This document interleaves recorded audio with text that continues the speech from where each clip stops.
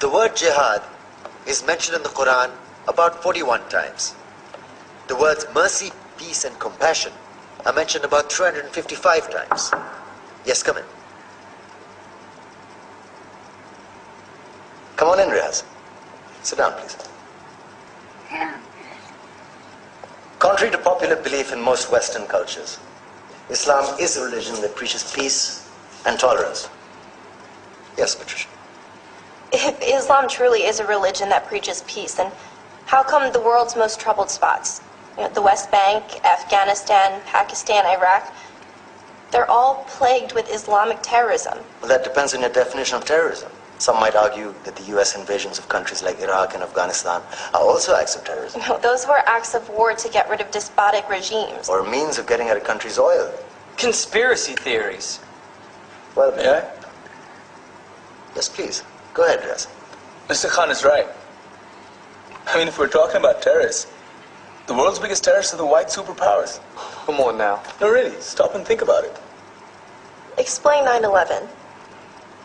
Okay. Do you know how many people died in the Twin Towers strike? Around 3,000. And do you have any idea how many people died in the bombing of Afghanistan?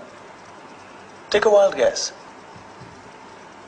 More than 15,000 people died. And that's just conservative figures. About 50,000 tons of explosives were dropped on innocent civilians. Men, women, children. Yeah, but that was because of the Taliban.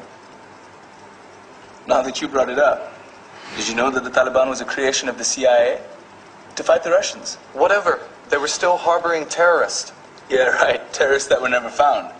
Just like the weapons of mass destruction that were never found in Iraq. Do you want to get into the death toll in Iraq? 500,000 civilians and counting. And what do Britain and America say when they don't find these weapons? It's simple. They just say sorry. And still refuse to relinquish control of these countries. What are you trying to say? What I'm trying to say is that just because you're American, wear a fancy suit, and call yourself the president, doesn't make you any less of a terrorist. I'm saying that if you don't stop meddling in other people's countries, you will face a backlash. If Muslims like you feel that way, then why don't you get out of our country? We will. As soon as you promise to leave ours.